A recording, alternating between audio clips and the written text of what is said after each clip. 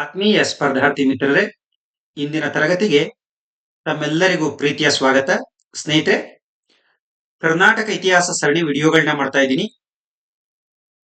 ಈಗಾಗಲೇ ಶಾತವಾಹನರಿಂದ ಮೈಸೂರಿನ ಒಡೆಯರ ಬಗ್ಗೆ ಎಲ್ಲ ಚಾಪ್ಟರ್ಗಳನ್ನ ಸವಿವರವಾಗಿ ಚರ್ಚೆ ಮಾಡಿದೀವಿ. ಇವತ್ತಿನ ತರಗತಿಯಲ್ಲಿ ಚಿಕ್ಕ ಚಿಕ್ಕ ಸಂಸ್ಥಾನಗಳ ಬಗ್ಗೆ ಡಿಸ್ಕಸ್ ಮಾಡ್ತಾ ಹೋಗೋಣ. ಸ್ನೇಹಿತರೆ, ಈ ತರಗತಿ ಸಂಪೂರ್ಣ ಸ್ಪರ್ಧಾ ಇತಿಹಾಸ ಆಧಾರಿತವಾಗಿ ಬೋಧನೆ ಮಾಡ್ತಾ ಹೋಗ್ತೀನಿ. ನಿಮ್ಗೆ ಈ ತರಗತಿಯ ಕಂಟೆಂಟ್ ಬೇಕು ಅಂದ್ರೆ ಯಾರು ಇದುವರೆಗೂ ಸ್ಪರ್ಧಾ ಇತಿಹಾಸ ಪುಸ್ತಕವನ್ನು ಪರ್ಚೇಸ್ ಮಾಡಿಲ್ವೋ ಅತಿ ಕಡಿಮೆ ಬೆಲೆಯಲ್ಲಿ ಮಾರ್ಕೆಟಿಗೆ ಸಿಗುತ್ತೆ, ಪರ್ಚೇಸ್ ಮಾಡಿ ಅಂತ ಹೇಳ್ತಾ, ಸ್ನೇಹಿತರೆ, ಚಿತ್ರದುರ್ಗದ ಪಾಳೆಗಾರರು, ನಾವು ಇಂಥ ಸಣ್ಣ ಸಣ್ಣ ಸಂಸ್ಥಾನಗಳ ಬಗ್ಗೆಯೂ ಕೂಡ ಇವತ್ತು ಎಕ್ಸಾಮ್ ಅಲ್ಲಿ ಕಾನ್ಸಂಟ್ರೇಟ್ ಮಾಡಬೇಕಾಗಿದೆ. ಯಾಕಂದ್ರೆ ಒಂದ್ ಕ್ವಶನ್ಸ್ ಇತ್ತೀಚೆಗೆ KA ಕಡ್ಡಾಯವಾಗಿ ಇಂತಹ ಟಾಪಿಕ್ ಗಳ ಮೇಲೆ ಕೇಳ್ತಾ ಇರ್ತಕ್ಕಂಥದ್ದನ್ನ ನೋಡ್ತಾ ಇದೀವಿ. ಆ ದೃಷ್ಟಿಯಿಂದ ಈ ಚಾಪ್ಟರ್ ಗಳನ್ನ ನಾವು ಡಿಸ್ಕಸ್ ಮಾಡ್ತಾ ಇದೀವಿ. ನೋಡಿ, ಈ ಚಿತ್ರದುರ್ಗದ ಸ್ಥಾಪಕರು ಯಾರು ಅಂದ್ರೆ ನಮ್ಮ ಹೆಮ್ಮೆಯ ತಿಮ್ಮಣ್ಣ ನಾಯಕ. ತಿಮ್ಮಣ್ಣ ನಾಯಕ ಇವರ ರಾಜಧಾನಿ ಚಿತ್ರದುರ್ಗ. ಸೊ ನೋಡಿ, ಚಿತ್ರದುರ್ಗ ಪಾಳೆಗಾರರ ಸ್ಥಾಪಕ ತಿಮ್ಮಣ್ಣ ನಾಯಕ, ರಾಜಧಾನಿ ಚಿತ್ರದುರ್ಗ. ಇಂಥ ಚಿತ್ರದುರ್ಗಕ್ಕೆ ವಿವಿಧ ಹೆಸರುಗಳಿದ್ದು ಅಂತ ಹೇಳ್ತಾರೆ. ಚಂದ್ರವಳ್ಳಿ, ಸೊಳ್ಳಲ ದುರ್ಗ, ಚಿತ್ರಕಲ್ಲು ದುರ್ಗ, ಫಾರುಖಾಬಾದ್. ಚಂದ್ರವಳ್ಳಿ, ಸೊಳ್ಳಲ ದುರ್ಗ, ಚಿತ್ರಕಲ್ಲು ದುರ್ಗ, ಫಾರುಖಾಬಾದ್. ಜೊತೆಗೆ ಇವರು ಶ್ರೇಷ್ಠ ಸಂತ ವಾಲ್ಮೀಕಿ ಗೋತ್ರದ ಬೇಡ ಜಾತಿಯ ಕಾಮಗೇಟಿ ವಂಶಸ್ಥರು. ಬೇಡ ಜಾತಿಗೆ ಸೇರಿದಂತವರು, ವಾಲ್ಮೀಕಿ ಗೋತ್ರಕ್ಕೆ ಸೇರಿದಂತವರು, ಕಾಮಗೇಟಿ ಮನೆತನಕ್ಕೆ ಸೇರಿದಂತವರು ಅಂತಕ್ಕಂಥದ್ದು ನಮ್ಗೆ ಇತಿಹಾಸ ಹೇಳುತ್ತೆ. ಸ್ನೇಹಿತರೆ, ಈ ತಿಮ್ಮಣ್ಣ ನಾಯಕ ಅವ್ರನ್ನ ಮತ್ತಿ ತಿಮ್ಮಣ್ಣ ನಾಯಕ ಅಂತೀವಿ. ಯಾಕಂದ್ರೆ ಮತ್ತಿ ಮನೆತನದ ಮೂಲ ಪುರುಷ. ಜೊತೆಗೆ ಈ ಚಿತ್ರದುರ್ಗದ ಪಾಳೆಗಾರ ಇದ್ದಾರಲ್ಲ, ವಿಜಯನಗರದ ಅರಸರ ಸಾಮಂತರು. ಮತ್ತಿ ತಿಮ್ಮಣ್ಣ ನಾಯಕ ಸಾಳುವ ನರಸಿಂಹನ ಸಮಕಾಲೀನ. ಸಮಕಾಲೀನ ದೊರೆಯಾಗಿರ್ತಕ್ಕಂಥದ್ದನ್ನ ನೋಡ್ತೀವಿ. 1556ರಲ್ಲಿ ವಿಜಯನಗರದ ಸಾಳುವ ನರಸಿಂಹರಾಯನಿಂದ ಹಿರಿಯೂರಿನ ಅಮರನಾಯಕತ್ವವನ್ನ ಪಡ್ಕೊಳ್ತಾರೆ. ನೀವು ಕೇಳ್ಬೋದು, ಸರ್ ಅಮರನಾಯಕತ್ವ ಅಂದ್ರೆ ಏನು ಅಂತ. ಈ ಅಮರನಾಯಕತ್ವದ ಬಗ್ಗೆ ಹೆಚ್ಚಿನ ಮಾಹಿತಿ ಬೇಕು ಅಂದ್ರೆ ವಿಜಯನಗರಕ್ಕೆ ಸಂಬಂಧಿಸಿದಂತೆ 4 ಸರಣಿ ವಿಡಿಯೋಗಳನ್ನ ಮಾಡಿದ್ದೀನಿ. ಅದರಲ್ಲಿ 3ನೇ ವಿಡಿಯೋದಲ್ಲಿ ಈ ಅಮರನಾಯಕತ್ವ ಎಂಬ ಪರಿಕಲ್ಪನೆಯ ಬಗ್ಗೆ ವಿವರವಾಗಿ ಚರ್ಚಿಸಲಾಗಿದೆ. ಬೇಕಾದ್ರೆ ನೋಡಿ, ಪ್ಲೇ ಲಿಸ್ಟ್ ಅಲ್ಲಿ ಇರುತ್ತೆ. 1574ರಲ್ಲಿ ಚಿತ್ರದುರ್ಗದ ಮೇಲುದುರ್ಗದಲ್ಲಿ ಅರಮನೆಯನ್ನ ಇವರು ನಿರ್ಮಾಣ ಮಾಡಿರ್ತಕ್ಕಂಥದ್ದನ್ನ ನೋಡ್ತೀನಿ. ಇದರ ಜೊತೆಗೆ ನೆಲ್ಲಿಕಾಯಿ ಸಿದ್ದಪ್ಪನ ಕೋಟೆ, ಗುಡ್ಡದ ಸುತ್ತಿನ ಕೋಟೆ, ರಣಮಂಡಲದ ಸುತ್ತಿನ ಕೋಟೆ, ವನಕೆ ಕಿಂಡಿ, ಹನುಮಂತ ದೇವರ ಗುಡಿ, ಏಕನಾಥೇಶ್ವರ ಗುಡಿಗಳನ್ನ ತಿಮ್ಮಣ್ಣ ನಾಯಕ ಸ್ಥಾಪಿಸಿದ ಎಂಬ ಮಾಹಿತಿ ಇರ್ತಕ್ಕಂಥದ್ದನ್ನ ನಾವು ನೋಡ್ತೀವಿ. ಇಷ್ಟು ಡೆಪ್ತ್ ಆಗಿ ಪ್ರಶ್ನೆ ಕೇಳ್ತಾರ ಸರ್ ಅಂತ ನೀವು ಕೇಳಿದ್ರೆ, ಕೇಳುವ ಸಾಧ್ಯತೆಗಳ ಕಡಿಮೆ ಇದ್ದಾಗ್ಯೂ ಕೂಡ ಒಂದ್ಸಲ ನೋಡ್ಕೊಂಡಿದ್ರೆ ಒಳ್ಳೆಯದು. ಇದಾದ್ಮೇಲೆ ನೋಡಿ, ಯಾವುದೋ ಕಾರಣಕ್ಕೆ ವಿಜಯನಗರ ಅರಸರಿಂದ ಬಂಧನಕ್ಕೆ ಒಳಗಾಗ್ತಾರೆ ಅಂತ ಹೇಳ್ತಾರೆ. ಆ ಬಂಧನದಲ್ಲಿದ್ದಾಗಲೇ ಸೆರೆಮನೆಯಲ್ಲಿ 1589ರಲ್ಲಿ ತಿಮ್ಮಣ್ಣ ನಾಯಕ ಸಾವನ್ನಪ್ತಾರೆ. ಸೆರೆಮನೆಯಲ್ಲೇ ಸಾವನ್ನಪ್ಪಿದ ಚಿತ್ರದುರ್ಗದ ನಾಯಕ ಯಾರು ಅಂದ್ರೆ ತಿಮ್ಮಣ್ಣ ನಾಯಕ. ಸ್ನೇಹಿತರೆ, ಇದಾದ್ಮೇಲೆ 1ನೇ ಓಬಣ್ಣ ನಾಯಕ. ಇಂಪಾರ್ಟೆಂಟ್ ಸರ್ ಎಕ್ಸಾಮ್ಗೆ ಅಂದ್ರೆ ಅಷ್ಟೆಲ್ಲ ಇಂಪಾರ್ಟೆಂಟ್ ಅಲ್ಲದೆ ಇದ್ರೂ ಕೂಡ ಕಾಲಾನುಕ್ರಮದಲ್ಲಿ ಕೇಳುವ ಸಾಧ್ಯತೆ ಇರುತ್ತೆ.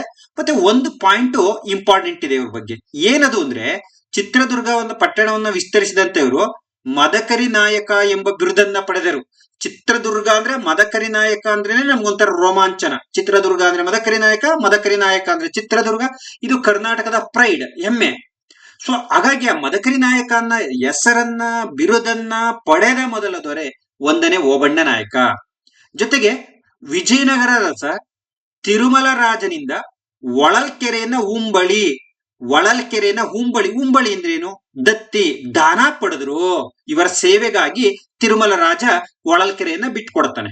ಆದರೆ ವಿಜಯಪುರದ ರಣದುಲ್ಲಾ ಖಾನನಿಂದ ವಿಜಯಪುರದ ದಂಡನಾಯಕ ರಣದುಲ್ಲಾ ಖಾನನಿಂದ ಸೋಲ್ತಾರೆ. ಸೊ 5ನೇ ವೀರ ಮದಕರಿ ನಾಯಕ, exam point of view very important person, ಕೇಳ್ತಾರೆ. ಯಾಕಂದ್ರೆ ಚಿತ್ರದುರ್ಗಕ್ಕೆ 7 ಸುತ್ತಿನ ಕೋಟೆಯನ್ನ ನಿರ್ಮಾಣ ಮಾಡ್ತಾರೆ. ಜೊತೆಗಲ್ಲಿ ಶಸ್ತ್ರಾಗಾರವನ್ನ ನಿರ್ಮಾಣ ಮಾಡ್ತಾರೆ. ಶಸ್ತ್ರಾಗಾರ ಅಂದ್ರೆ ಯುದ್ಧಗಳನ್ನ ಸಂಗ್ರಹಿಸುವ ತಯಾರಿಕಾ ಘಟಕ. ಸೊ ಇಲ್ಲಿ ಗೊತ್ತಿರಲಿ ನಿಮ್ಗೆ, ಇದು ಈ ಟಾಪಿಕ್ ಇದೆಯಲ್ಲ, ಇದು ಈ point exam point of view very very very very very important. ಜೊತೆಗೆ ಕುಯಿಲಹಳ್ಳಿ ಕದನದಲ್ಲಿ ರಾಯದುರ್ಗದ ಕೃಷ್ಣಪ್ಪ ನಾಯಕನನ್ನ ಸೋಲಿಸ್ತಾರೆ. ಯಾವ ಯುದ್ಧ? ಕುಯಿಲಹಳ್ಳಿ. ಯಾಕಂದ್ರೆ 5ನೇ ಮದಕರಿ ನಾಯಕ ಎಕ್ಸಾಮ್ ಇಂಪಾರ್ಟೆಂಟ್ ಆಗಿರೋದ್ರಿಂದ ಈ ತರ ಸ್ಮಾಲ್ ಯುದ್ಧಗಳನ್ನು ಕೂಡ ನೀವು ಗಮನಿಸಬೇಕಾಗತ್ತೆ. ಸ್ನೇಹಿತರೆ, ಇಲ್ಲಿ ಒಂದು ಅರ್ಥ ಮಾಡ್ಕೊಳ್ಳಿ, ಆರಂಭದಲ್ಲಿ ವೀರ ಮದಕರಿ ನಾಯಕ ಹೈದರಾಲಿಯ ಮಿತ್ರನಾಗಿ ನಿಷ್ಠನಾಗಿ ಇರುತ್ತಾರೆ. ಮರಾಠರ ವಿರುದ್ಧದ ಹೈದರಾಲಿಯ ಯಶಸ್ವಿಯಲ್ಲಿ ವೀರ ಮದಕರಿ ನಾಯಕರ ಪಾಲು ಅತಿ ಹೆಚ್ಚಾಗಿರುತ್ತೆ. ಆದರೆ ತನ್ನ ಜೊತೆ ವೀರತನದಿಂದ ಹೋರಾಡ್ತಿರ್ತಕ್ಕಂಥ ಮತ್ತು ತನ್ನಷ್ಟೇ ಶಕ್ತಿ ಸಾಮರ್ಥ್ಯವನ್ನು ಹೊಂದಿರತಕ್ಕಂಥ ವೀರ ಮದಕರಿ ನಾಯಕನ ಮೇಲೆ ಹೈದರಾಲಿಗೆ ಸ್ವಲ್ಪ ಅಸೂಯೆ ಆಗತ್ತೆ. ಇದರಿಂದ ಎಚ್ಚೆತ್ತುಕೊಂಡಂತ ನಮ್ಮ ವೀರ ಮದಕರಿ ನಾಯಕ ಮರಾಠರ ಪರ ಸೇರ್ಕೊಳ್ತಾರೆ. ಮರಾಠರ ಪರ ಸೇರ್ಕೊಂಡು ಏನ್ ಮಾಡ್ತಾರೆ, ಅನವಟ್ಟಿ ಅಂತಕ್ಕಂಥ ಒಂದು ಯುದ್ಧದಲ್ಲಿ ಹೈದರಾಲಿಯನ್ನ ಸೋಲಿಸ್ತಾರೆ. ಹಾಗಾಗಿ ಅನವಟ್ಟಿ ಕದನ ಯಾರ್ಯಾರಿಗಾಯ್ತು? ಮರಾಠರಿಗೆ ಮತ್ತು ಹೈದರಾಲಿಗೆ. ಈ ಕದನದಲ್ಲಿ ಮರಾಠರಿಗೂ ಹೈದರಾಲಿಗೂ ನಡೆದಂತ ಕದನದಲ್ಲಿ ಪ್ರಮುಖ ಪಾತ್ರ ವಹಿಸಿದ್ದು ನಮ್ಮ 5ನೇ ವೀರ ಮದಕರಿ ನಾಯಕ ಹೈದರಾಲಿಯ ಸೋಲಿಗೆ ಪ್ರಮುಖ ಕಾರಣರಾಗ್ತಾರೆ. ಇದೆಲ್ಲದರಿಂದ ಕ್ರುದ್ಧನಾದ, ಕೋಪಭರಿತನಾದಂತ ಹೈದರ್ ಚಿತ್ರದುರ್ಗವನ್ನ ವಶಪಡಿಸಿಕೊಳ್ಳಲು ಸತತ ಪ್ರಯತ್ನವನ್ನ ಮಾಡ್ತಾನೆ. ಆದ್ರೆ ಅದು ಸಾಧ್ಯವಾಗದೇ ಇದ್ದಾಗ ತನಗೆ ಒಂದು ಮಾಹಿತಿ ಸಿಗುತ್ತೆ, ದಿನನಿತ್ಯದ ಸರಕುಗಳ ಸರಬರಾಜಿಗಾಗಿ ಒಂದು ಕಿಂಡಿ ಇದೆ ಅಂತೇಳಿ ನಿರ್ಧಾರ ಮಾಡಿದಂತ ಹೈದರಾಲಿ ಅದನ್ನ ಪತ್ತೆ ಹಚ್ಚಿ ಕಾವಲುಗಾರನಿಲ್ಲದ ವೇಳೆಯಲ್ಲಿ ಆ ಕಳ್ಳ ಕಿಂಡಿಯ ಮೂಲಕ ತನ್ನ ಸೈನ್ಯವನ್ನ ಚಿತ್ರದುರ್ಗಕ್ಕೆ ನುಗ್ಗಿಸುವಂತ ಕೆಲಸವನ್ನ ಮಾಡ್ತಾನೆ. ಈ ಕಿಂಡಿಯ ಕಾವಲುಗಾರ ಮುದ್ದೆ ಹನುಮಪ್ಪ ಅಂತ ಈತ ಊಟಕ್ಕೆ ಅಂತ ಮನೆ ಬಂದಿರ್ತಾನೆ.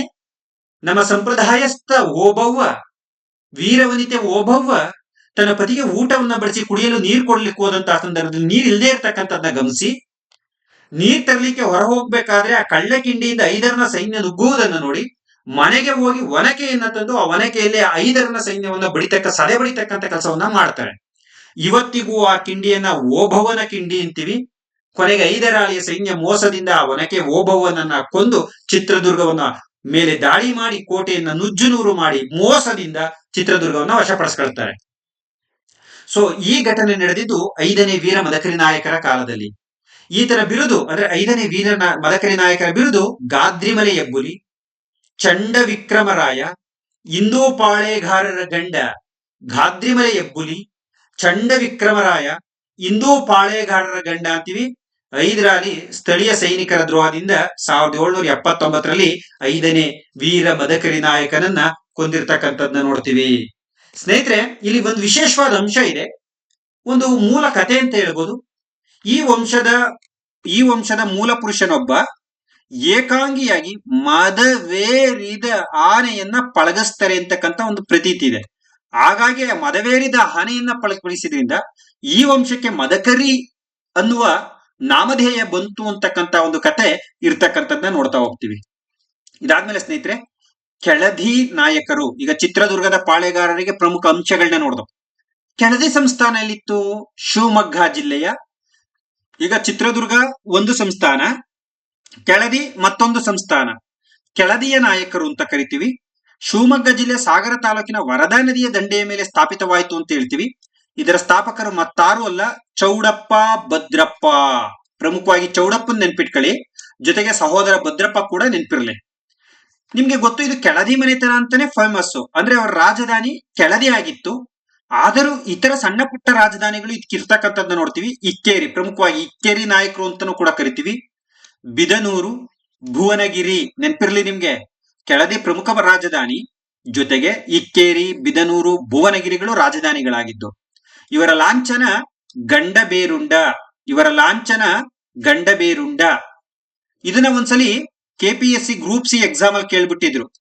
ಕೆಳದಿ ನಾಯಕರ ಗಂಡಬೇರುಂಡ ಯಾರ ಲಾಂಛನ ಅಂತ. ಮೈಸೂರಿನ ಒಡೆಯರ್ಗೂ ನಾವು ಗಂಡಬೇರುಂಡ ಅಂತ ಹೇಳ್ತೀವಿ, ಬಟ್ ಆಪ್ಷನ್ ಆಗಿ ಇರ್ಲಿಲ್ಲ. ಚಿತ್ರದುರ್ಗದ ಪಾಳೆಗಾರರು, ಕೆಳದಿ ನಾಯಕರು, ಯಲಹಂಕ ನಾಡಪ್ರಭುಗಳು, ಮೇಲಿನ ಯಾರೂ ಅಲ್ಲ ಅಂತ ಬಂದುಬಿಟ್ಟಿತ್ತು. ಬಹುತೇಕ ಜನ ಮೇಲಿನ ಯಾರು ಅಲ್ಲ ಹಾಕ್ಬಿಟ್ಟಿದ್ರು. ಕೆಳದಿ ನಾಯಕರ ರಾಜ್ಯ ಲಾಂಛನ ಗಂಡಬೇರುಂಡ.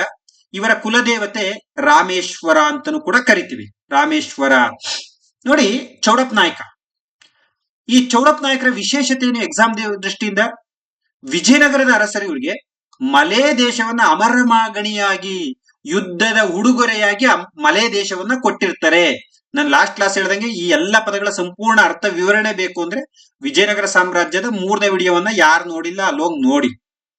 ಅಲ್ಲದೆ ವಿಜಯನಗರದ ಮಿತ್ರರಾಗಿರುವಂತೆ ಶಾಸನ ಹಾಕಿಸಿಕೊಟ್ಟು ನಾಯಕ ಎಂಬ ಬಿರುದನ್ನು ನೀಡಿದರು. ವಿಜಯನಗರದ ಅರಸರು ಇವರಿಗೆ ತಮ್ಮ ಮಿತ್ರ ಅಂತ ಕರೆದು ನಾಯಕ ಎಂಬ ಬಿರುದನ್ನ ನೀಡ್ತಾರೆ ಚೌಡಪ್ಪ ನಾಯಕರಿಗೆ.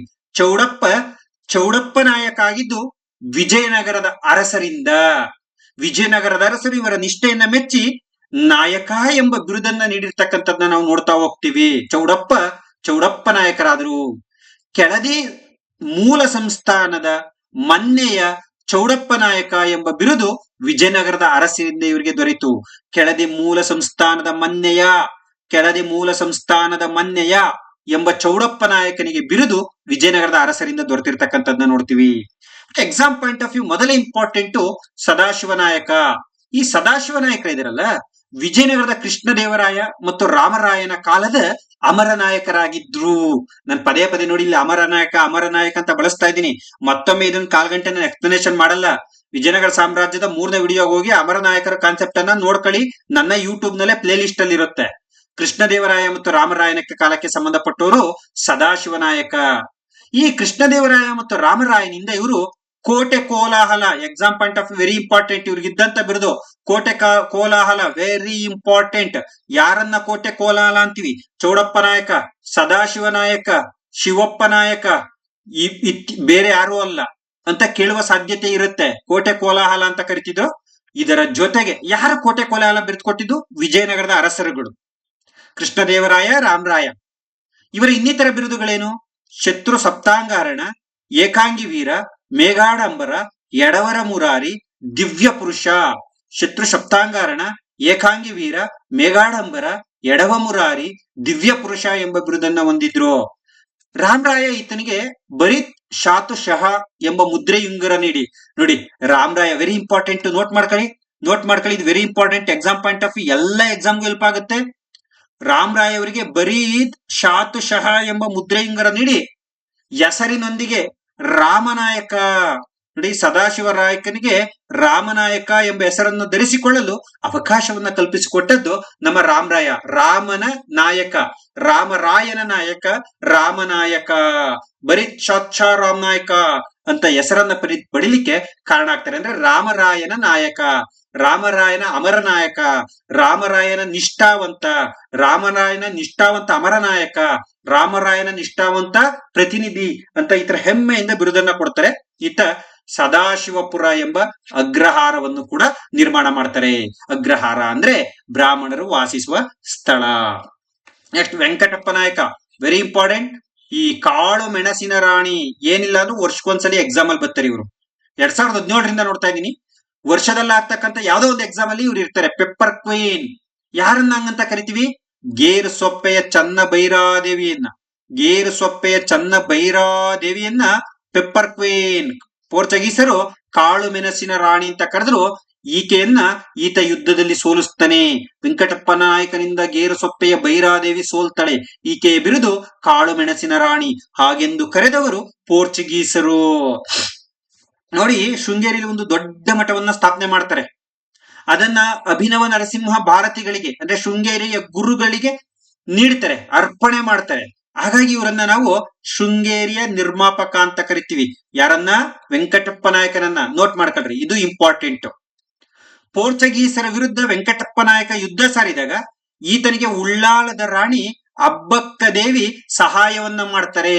ಪೋರ್ಚುಗೀಸರ ವಿರುದ್ಧ ವೆಂಕಟಪ್ಪ ನಾಯಕ ಹೋರಾಡ್ಬೇಕಾದ್ರೆ ಉಳ್ಳಾಲದ ರಾಣಿ ಅಬ್ಬಕ್ಕ ದೇವಿ ಸಹಾಯವನ್ನ ಮಾಡ್ತಾರೆ. ಇಟಲಿಯ ಪ್ರವಾಸಿಗ ಪೆಟ್ರೋ ಡೆಲ್ಲಾ ವೆಲ್ಲಿ ಈ ಮಾಹಿತಿಯನ್ನ ತನ್ನ ಕೃತಿಯಲ್ಲಿ ಮೆನ್ಷನ್ ಮಾಡಿದ್ದಾನೆ. ಇತ್ತೀಚೆಗೆ ನೀವು ನೋಡಿರ್ಬೋದು PC ಎಕ್ಸಾಮ್ ಅಲ್ಲಿ ವಿದೇಶಿ ಪ್ರವಾಸಿಗರು ಅವ್ರು ಬಂದಂತ ದೇಶಗಳು ಯಾವ ಜೋಡಿ ತಪ್ಪು ಅಂತ ಕೇಳಿದ್ರು. ಬಹಳಷ್ಟು ಜನ ವಿಜಯನಗರಕ್ಕೆ ಬಂದಂತ ವಿದೇಶಿ ಪ್ರವಾಸಿಗರ ಬಗ್ಗೆ ಚೆನ್ನಾಗಿ ಮಾಹಿತಿ ತಿಳ್ಕೊಂಡಿರ್ತೀರಾ. ಅಪ್ಪಿ ತಪ್ಪಿ ಏನಾರ ಈ ತರ ಡೆಪ್ತ್ ಕೇಳಿದ್ರೆ confuse ಆಗಿಬಿಡ್ತೀರಾ. Petro Della Willey, Venkatappa ನಾಯಕ ಪೋರ್ಚುಗೀಸರ ವಿರುದ್ಧ ಹೋರಾಡಲು ಅಬ್ಬಕ್ಕ ದೇವಿ ಸಹಾಯ ಮಾಡಿಲು ಅಂತ ದಾಖಲಿಸಿದಾನೆ. ಈ ವೆಂಕಟಪ್ಪ ನಾಯಕ ಇಟಲಿಯ ಪ್ರವಾಸಿಗನಾಗಿರ್ತಾನೆ, ಭಾರತಕ್ಕೆ ಬಂದಂತೆ ಇಟಲಿಯ ಪ್ರವಾಸಿಗ. ನೆಕ್ಸ್ಟ್ ವೀರಭದ್ರ ನಾಯಕ, ಈತ 1639ರಲ್ಲಿ ರಾಜಧಾನಿಯನ್ನು ಇಕ್ಕೇರಿಯಿಂದ ಬಿದನೂರ್ಗೆ ವರ್ಗಾಯಿಸ್ತಾನೆ. ನೋಡಿ, ಕೆಳದಿಯಿಂದ ಇಕ್ಕೇರಿ ಬಂತು, ಇಕ್ಕೇರಿಯಿಂದ ಬಿದನೂರ್ಗೆ ವರ್ಗಾಯಿಸ್ತಾನೆ. ಅದಾದ್ಮೇಲೆ ವೆರಿ ಇಂಪಾರ್ಟೆಂಟ್ ಶಿವಪ್ಪ ನಾಯಕ. ಕೆಳದಿ ನಾಯಕರಲ್ಲಿ ಅತ್ಯಂತ ಮುಖ್ಯವಾಗಿರ್ತಕ್ಕಂಥವ್ರು ಯಾರು ಹೇಳ್ರಿ? ಶಿವಪ್ಪ ನಾಯಕ. ವಿಜಯನಗರದ ಅರಸ ಶ್ರೀರಂಗರಾಯನಿಗೆ, ಅಂದ್ರೆ ವಿಜಯನಗರದ ಕೊನೆಯ ಅರಸ, ರಾಜ್ಯವಿಲ್ಲದ ಸಾಮ್ರಾಜ್ಯವಿಲ್ಲದ ಶ್ರೀರಂಗನಾಯಕನಿಗೆ ರಕ್ಷಣೆ ಕೊಟ್ಟಂತ ದೊರೆ ಶಿವಪ್ಪ ನಾಯಕ. ಒಂದು ಕಾಲದಲ್ಲಿ ವಿಜಯನಗರದ ಸಾಮಂತ್ರಿಯವರು ತಮ್ಮ ಏನು ತಮಗೆ ರಕ್ಷಣೆ ನೀಡಿದಂತ ಅರಸರುಗಳಿಗೆ ರಕ್ಷಣೆ ನೀಡುವಂತ ಅವಕಾಶ ಶಿವಪ್ಪ ನಾಯಕರಿಗೆ ಸಿಗುತ್ತೆ. ಇದರಿಂದ ಸಂಪ್ರೀತನಾದ ಶಿವಪ್ಪ ನಾಯಕ ರಾಮಬಾಣ ಎಂಬ ಆನೆಯನ್ನ ಇವರಿಗೆ ಕೊಟ್ಟು ಗೌರವವನ್ನ ನೀಡ್ತಾನೆ. ಹೌದಲ್ವಾ? ನಮ್ಗ ಅನ್ನ ಹಾಕ್ತವ್ರಿಗೆ ಒಂದು ತುತ್ತು ಅನ್ನ ಹಾಕ್ತಕ್ಕಂತ ಅವಕಾಶ ಸಿಕ್ಕಿರೆ ಅದಕ್ಕಿಂತ ಪುಣ್ಯದ ಕೆಲಸ ಏನಿರುತ್ತೆ ಹೇಳ್ರಿ? ಋಣಭಾರ ತೀರ್ಸ್ಲಿಕ್ಕೆ ಸಾಧ್ಯ ಇಲ್ಲದೆ ಇರಬಹುದು, ಆದರೆ ಕರ್ತವ್ಯವನ್ನಂತೂ ಮಾಡ್ಬೋದಲ್ವಾ? ರಾಮಬಾಣ ಎಂಬ ಬಿರುದನ್ನ ಪಡಿತಾನೆ ಶಿವಪ್ಪ ನಾಯಕ. ದೊಡ್ಡ ದೇವರಾಜ ಒಡೆಯರ್ ಸೇನಾನಿ ಅಂಪರಾಜಯ್ಯನನ್ನ ಶ್ರೀರಂಗಪಟ್ಟಣದಲ್ಲಿ ಸೋಲಿಸಿ ಇಕ್ಕೇರಿಯ ಪಿಂಡ, ಮೈಸೂರಿನ ಪಿಂಡ ಎಂಬ ಪ್ರಶಸ್ತಿಯನ್ನ ಗಳಿಸ್ತಾನೆ, ಬಿರುದನ್ನ ಗಳಿಸ್ತಾನೆ. ದೊಡ್ಡ ದೇವರಾಜ ಒಡೆಯರ ಸೈನ್ಯವನ್ನು ಸೋಲಿಸಿದ ಕೀರ್ತಿ ಶಿವಪ್ಪ ನಾಯಕರಿಗಿದೆ. ನೋಡಿ, ಶಿವಪ್ಪ ನಾಯಕ ಏನ್ ಕೇಳಿ? ಶಿವಪ್ಪನ ಶಿಸ್ತು ಅಂತಾನೆ ಫೇಮಸ್. ಶಿಸ್ತು ಅಂದ್ರೆ ಏನು ಅಂತ ಕೇಳ್ತಾರೆ ಎಕ್ಸಾಮ್ ಅಲ್ಲಿ. ಶಿಸ್ತು ಅಂದ್ರೆ ಸಾಲಾಗಿ ನಡೆಯುವುದು ಅಂತಲ್ಲ, ಸ್ಟ್ರಿಕ್ಟ್ ಆಗಿರೋದು ಜೀವನದಾಗ ಅಂತಲ್ಲ. ಶಿವಪ್ಪ ನಾಯಕನ ಶಿಸ್ತು ಅಂದ್ರೆ ಅದು ಭೂ ಕಂದಾಯಕ್ಕೆ ಸಂಬಂಧಿಸಿದೆ. ಶಿವಪ್ಪ ನಾಯಕನ ಶಿಸ್ತು ಅಂದ್ರೆ ಅದು ಭೂ ಕಂದಾಯ. ಶಿವಪ್ಪ ನಾಯಕನ ಕಾಲದಲ್ಲಿ ಕಂದಾಯವನ್ನ ಏನಂತ ಕರೀತಾರೆ? ಶಿಸ್ತು. ಈ ಶಿಸ್ತಲ್ಲಿ ಗದ್ದೆ, ಹೊಲ, ಬಾಗಾಯ್ತು, ಅರಣ್ಯ, ಕುಂಬ್ರಿ ಎಂಬ 5 ಬಗೆಯ ಭೂಮಿಗಳನ್ನ ಮಾಡಿ, ಅಳತೆಯನ್ನ ಮಾಡಿ, ಫಲವತ್ತತೆಯ ಆಧಾರದ ಮೇಲೆ ಕಂದಾಯವನ್ನು ನಿಗದಿಗೊಳಿಸ್ತಕ್ಕಂಥ ಪದ್ಧತಿಯನ್ನೇ ನಾವು ಶಿಸ್ತು ಅಂತ ಕರಿತೀವಿ. ಗದ್ದೆ, ಹೊಲ, ಶಿಸ್ತುನಲ್ಲಿ ಎಷ್ಟು ಭಾಗ ಇತ್ತು ಅಂದ್ರೆ 5 ಭಾಗ ಇತ್ತು. ಗದ್ದೆ, ಹೊಲ, ಬಾಗಾಯ್ತು, ಅರಣ್ಯ, ಕುಂಬ್ರಿ ಅಂತ. ಜೊತೆಗೆ ಈತ ಶಿವರಾಜಪುರ ಎಂಬ ಅಗ್ರಹಾರವನ್ನ ನಿರ್ಮಾಣ ಮಾಡ್ತಾರೆ. ಸ್ನೇಹಿತರೆ, ಚೆನ್ನಮ್ಮಾಜಿ, ನಮ್ಮ ನೆಚ್ಚಿನ ಚೆನ್ನಮ್ಮಾಜಿ, ಕೆಳದಿ ಚೆನ್ನಮ್ಮಾಜಿ. ನೋಡಿ, ಈಕೆ ಶಿವಾಜಿಯ ನಂತರ ಅಧಿಕಾರಕ್ಕೆ ಬಂದ ಅವರ ಮಗ 2ನೇ ರಾಜಾರಾಮ್ರಿಗೆ ರಕ್ಷಣೆ ನೀಡಿದಂತ ವೀರ ಮಹಿಳೆ, ಔರಂಗಜೇಬನ ಸೈನ್ಯವನ್ನೇ ಹಿಮ್ಮೆಟ್ಟಿಸಿದ ವೀರ ಮಹಿಳೆ, ಚಿಕ್ಕದೇವರಾಜ ಒಡೆಯರೊಂದಿಗೆ ಹೋರಾಡಿದ ವೀರ ಮಹಿಳೆ ಯಾರೆಲ್ರಿ? ಕೆಳದಿ ಚೆನ್ನಮ್ಮಾಜಿ. ಚೆನ್ನಮ್ಮ ಎಂಬ ಅಗ್ರಹಾರವನ್ನು ನಿರ್ಮಾಣ ಮಾಡಿ ರಕ್ಷಣೆ ನೀಡಿರ್ತಕ್ಕಂಥದ್ದನ್ನು ನೋಡ್ತೀವಿ. ಈ ಕೆಳದಿ ಸಂಸ್ಥಾನದ ಕೊನೆಯ ದೊರೆ 3ನೇ ಸೋಮೇಶ್ವರ ನಾಯಕ. ಕೆಳದಿ ಸಂಸ್ಥಾನದ ಕೊನೆಯ ದೊರೆ 3ನೇ ಸೋಮೇಶ್ವರ ನಾಯಕ, ಸೋಮಶೇಖರ ನಾಯಕ, 3ನೇ ಸೋಮಶೇಖರ ನಾಯಕ. ಸ್ನೇಹಿತರೆ, ಈಗ ಬಹಳ ಇಂಪಾರ್ಟೆಂಟ್, ಯಲಹಂಕದ ನಾಡಪ್ರಭುಗಳು. ಸ್ಥಾಪಕರು ರಣಭೈರೇಗೌಡ. ಚೆನ್ನಾಗಿ ನೆನಪಿರ್ಲಿ ಗೌಡ್ರೆ, ರಣಭೈರೇಗೌಡರು ಸ್ಥಾಪಕರು, ಯಲಹಂಕದ ನಾಡಪ್ರಭುಗಳ ಸ್ಥಾಪಕರು. ರಾಜಧಾನಿ ಹಾವತಿ, ಯಲಹಂಕ, ಬೆಂಗಳೂರು, ಮಾಗಡಿ. ಯಲಹಂಕ, ಬೆಂಗಳೂರು, ಮಾಗಡಿ. ಮನೆ ದೇವರು ಕೆಂಪಮ್ಮ. ಮನೆ ದೇವರು ಯಾವ್ದು ಹೇಳ್ರಿ? ಕೆಂಪಮ್ಮ. ಸ್ನೇಹಿತರೆ, 1ನೇ ಕೆಂಪೇಗೌಡರು exam point of view very important. ಇವತ್ತು ಕರ್ನಾಟಕವನ್ನ ಜಗತ್ತಿನಲ್ಲಿ ಗುರುತಿಸ್ಲಿಕ್ಕೆ ಪಾಯ ಆಗ್ತಂತ ಸಂಸ್ಥಾಪಕರು ಇವರು. ನಿಮ್ಗೆ ಅರ್ಥ ಆಗಿರ್ಬೇಕೀಗ. ಸಿಲಿಕಾನ್ ಸಿಟಿ, ವ್ಯಾಲಿಕಾನ್ city, electronic city, smart city ಅಂತ ಏನೆಲ್ಲ ಕರೀತೀರ.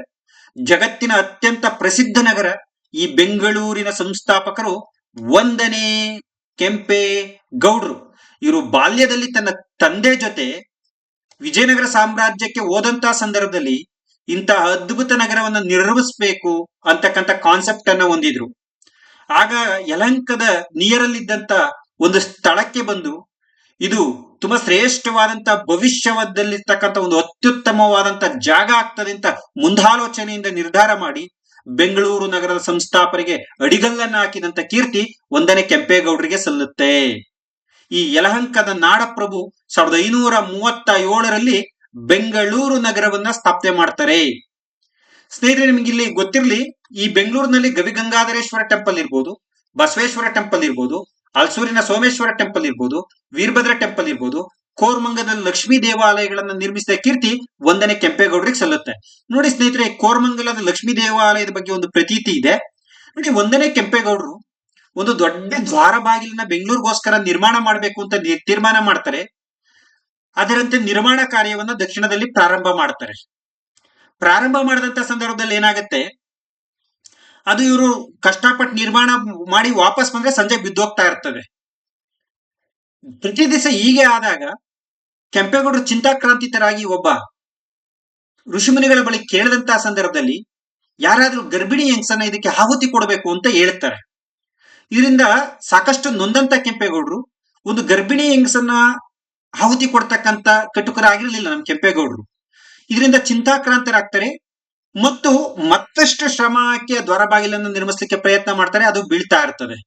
ಆಗ ಇವರ ಮುದ್ದಿನ ಸೊಸೆ ಲಕ್ಷ್ಮಮ್ಮ ಈ ಒಂದು ವಿಚಾರವನ್ನ ತಿಳಿದು ಗರ್ಭಿಣಿ ಆಗ್ತಾರೆ. ರಾತ್ರೋರಾತ್ರಿ ಹೋಗಿ ಅಲ್ಲಿ ಪ್ರಾಣಾರ್ಪಣೆ ಮಾಡ್ತಾರೆ. ಆಗ ಬೆಳಗ್ಗೆ ಎದ್ದೋಗಿ ನೋಡಿದಂತಹ ಸಂದರ್ಭದಲ್ಲಿ ದ್ವಾರ ಬಾಗಿಲು ಬಿದ್ದಿರಲ್ಲ. ಏನಾಶ್ಚರ್ಯ ಅಂತ ಗಮನಿಸಿದಾಗ ತನ್ನ ಸೊಸೆ ಲಕ್ಷ್ಮಿ ಅಮ್ಮನವರು ಪ್ರಾಣಾರ್ಪಣೆ ಮಾಡಿರ್ತಕ್ಕಂಥ ಮಾಹಿತಿ ತಿಳಿಯುತ್ತೆ. ಇದರಿಂದ ಒಂದನೇ ಕೆಂಪೇಗೌಡರು ಸಾಕಷ್ಟು ಸಂಕಟವನ್ನು ಅನುಭವಿಸ್ತಾರೆ. ಅವರ ತವರು ಮನೆಯ ಅಪೇಕ್ಷೆಯಂತೆ ಕೋರಮಂಗಲದಲ್ಲಿ ಈ ಲಕ್ಷ್ಮೀ ದೇವಾಲಯವನ್ನ ನಿರ್ಮಾಣ ಮಾಡ್ತಾರೆ.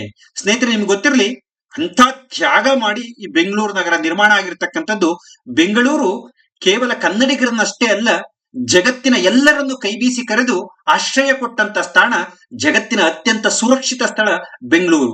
Bengaluru is the mini world, mini ಜಗತ್ತು. ಬೆಂಗಳೂರಲ್ಲೇ ಅದೇನು ಹೇಳ್ತೀವಲ್ಲ, ಒಂದು ಜಗತ್ತು ಅಂತ. ಆ ಬೆಂಗಳೂರೇ ಒಂದು ಜಗತ್ತು, ಜಗತ್ತಿನ ಅದ್ಭುತ ಸಿಟಿ ಬೆಂಗಳೂರು. ನಾನು ಬೆಂಗಳೂರಿಗ ಅಂತ ಹೇಳ್ತಾ ಇಲ್ಲ, ನಾನು ಕನ್ನಡಿಗ ಅಂತ ಹೇಳ್ತಾ ಇಲ್ಲ. ನಿಜವಾಗ್ಲೂ ಹ್ಯಾಟ್ಸ್ ಆಫ್ ಬೆಂಗಳೂರು. ಲಕ್ಷ ಕೋಟ್ಯಾಂತರ ಜನರ, ಕೇವಲ ಕನ್ನಡಿಗರಷ್ಟೇ ಅಲ್ಲದೆ ವಿವಿಧ ಭಾಷೆಗಳು, ವಿವಿಧ ಧರ್ಮಗಳು, ವಿವಿಧ ಜನಾಂಗಗಳು, ವಿವಿಧ ಪ್ರಾದೇಶಿಕತೆಗಳ ಜನರನ್ನ ತನ್ನವರನ್ನಾಗಿ ಸ್ವೀಕರಿಸಿ ತನ್ನವರನ್ನೇ ಮಾಡಿಕೊಳ್ಳುವಂತಹ ಇಂಥ ಬೆಂಗಳೂರಿನ ಸ್ಥಾಪಕ ಕೆಂಪೇಗೌಡರಿಗೆ ಮತ್ತೊಮ್ಮೆ ಸೆಲ್ಯೂಟ್ ಹೇಳ್ತಾ, ಕೆಂಪಾಂಬುದಿ ಎಂಬ ಕೆರೆಯನ್ನು ಕೂಡ ಬೆಂಗಳೂರಲ್ಲಿ ಇವರು ನಿರ್ಮಾಣ ಮಾಡ್ತಾರೆ. ರಾಮಗಿರಿಯಲ್ಲಿ ಒಂದು ಶಸ್ತ್ರಾಗಾರವನ್ನ ನಿರ್ಮಾಣ ಮಾಡ್ತಾರೆ. ಇದೆಲ್ಲವೂ ಕೂಡ ಒಂದನೇ ಕೆಂಪೇಗೌಡರ ಸಾಧನೆ. ಬೆಂಗಳೂರಿನ ಸುತ್ತ 4 ಕಾವಲು ಗೋಪುರಗಳನ್ನು ಕೂಡ ನಿರ್ಮಾಣ ಮಾಡಿ ಗಡಿಯನ್ನ ಗುರುತಿಸಿದ ಕೀರ್ತಿ ಇವರಿಗೆ ಸಲ್ಲುತ್ತೆ. ಇವರು ಭೈರವ ನಾಣ್ಯಗಳ ಮುದ್ರಣಕ್ಕೆ ಒಂದು ಟಂಕಸಾಲೆಯನ್ನು ಕೂಡ ಸ್ಥಾಪನೆ ಮಾಡ್ತಾರೆ. ಸ್ನೇಹಿತರೆ, ಎರಡನೇ ಕೆಂಪೇಗೌಡರು, ಇದಾದ್ಮೇಲೆ ಬಹಳ ಮುಖ್ಯವಾಗಿರ್ತಕ್ಕಂಥದ್ದು ಎರಡನೇ ಕೆಂಪೇಗೌಡರು ಮಾಗಡಿ ರಾಜಧಾನಿ ಮಾಡ್ಕತ್ತಾರೆ. ಇವರು ನೋಡಿ, exam point of view very important. Magadi ರಾಜಧಾನಿ ಮಾಡ್ಕೊಂಡಂತವ್ರು ಯಾರು ಅಂತ ಕೇಳ್ತಾರೆ, ಎರಡನೇ ಕೆಂಪೇಗೌಡರು. ಬಿಜಾಪುರದ ಸೈನ್ಯದ ನಾಯಕ ರಣದುಲ್ಲಾ ಖಾನನಿಂದ 1638ರಲ್ಲಿ ಸೋಲುಂಡ್ರು ಕೂಡ ಶಾಂತಿ ಒಪ್ಪಂದ ಮಾಡಿಕೊಂಡು ಬೆಂಗಳೂರನ್ನ ಅವನಿಗೆ ಬಿಟ್ಟುಕೊಟ್ಟು ತನ್ನ ರಾಜಧಾನಿಯನ್ನ ಮಾಗಡಿಗೆ ಬದಲಾಯಿಸಿಕೊಂಡಂತದ್ದು ಎರಡನೇ ಕೆಂಪೇಗೌಡರು. ಬೆಂಗಳೂರಿನ ಬಳಿ ಕೆಂಪಾಪುರ, ಹೆಸರುಘಟ್ಟದ ಬಳಿ ವೆಂಕಟಾಪುರ, ವೆರಕಂಡಾಪುರ ಮತ್ತು ಅಗ್ರಹಾರಗಳನ್ನ ನಿರ್ಮಿಸಿದಂತ ಕೀರ್ತಿ ಕೆಂಪಾಪುರ, ಹೆಸರುಘಟ್ಟದ ಬಳಿ ವೆರಕಂಡಾಪುರ ಅಗ್ರಹಾರಗಳನ್ನ ನಿರ್ಮಿಸಿದಂತ ಕೀರ್ತಿ ಎರಡನೇ ಕೆಂಪೇಗೌಡರಿಗೆ ಸಲ್ಲುತ್ತೆ. ಹುಲಿಕಲ್ಲು, ಹುಲಿಯೂರ್ ದುರ್ಗ, ಉತ್ರಿ ದುರ್ಗ, ಭೈರವನದುರ್ಗ, ಕುಣಗಲ್ಲು ಪ್ರಾಂತ್ಯಗಳನ್ನ ವಶಪಡಿಸಿಕೊಂಡು ಶ್ರೀರಂಗಪಟ್ಟಣದ ಶ್ರೀರಂಗರಾಯನನ್ನ ಸೋಲಿಸಿದರು ಎಂಬ ಮಾಹಿತಿ ನಮಗೆ ಸಿಗುತ್ತೆ. ಇವರು ಆಪತ್ಕಾಲದ ರಾಜಧಾನಿಯನ್ನಾಗಿ ಸಾವನದುರ್ಗದ ಬಳಿಯ ನೆಲಪಟ್ಟಣವನ್ನ ಆಯ್ಕೆ ಮಾಡ್ಕತ್ತಾರೆ. ಸಾವನದುರ್ಗದ ಬಳಿ ಇವರನ್ನ ನಾವು ಮಾಗಡಿ ನಿರ್ಮಾಪಕ, ಮಾಗಡಿ ಕೆಂಪೇಗೌಡ ಅಂತ ಕೂಡ ಕರಿತೀವಿ. ಎರಡನೇ ಕೆಂಪೇಗೌಡರನ್ನ ಮಾಗಡಿ ನಿರ್ಮಾಪಕ.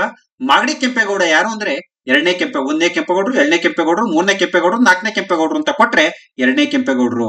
ಸ್ನೇಹಿತರೆ, ಮೂರನೇ ಕೆಂಪೇಗೌಡರು ನೋಡಿ, ಇವ್ರ ಬಿರುದು ನೋಡಿ ಕೇಳಿದಾರೆ ಒಂದು ಎಕ್ಸಾಮ್ ಅಲ್ಲಿ, ಮಳೆ ಕೆಂಪರಾಯ. ಮೂರನೇ ಕೆಂಪೇಗೌಡರ ಬಿರುದು ಮಳೆ ಕೆಂಪರಾಯ. ಯಾಕಂದ್ರೆ ಇವರು ಮಾಗಡಿ ಬಳಿ ಕೆಂಪನಾಗರ ಎಂಬ ಕೆರೆಯನ್ನ ನಿರ್ಮಾಣ ಮಾಡ್ತಾರೆ. ಈ ಮನೆತನದ ಕೊನೆಯ ದೊರೆ ಮೂರನೇ ಕೆಂಪವೀರಪ್ಪ ಗೌಡ. ಮೂರನೇ ಕೆಂಪವೀರಪ್ಪ ಗೌಡ.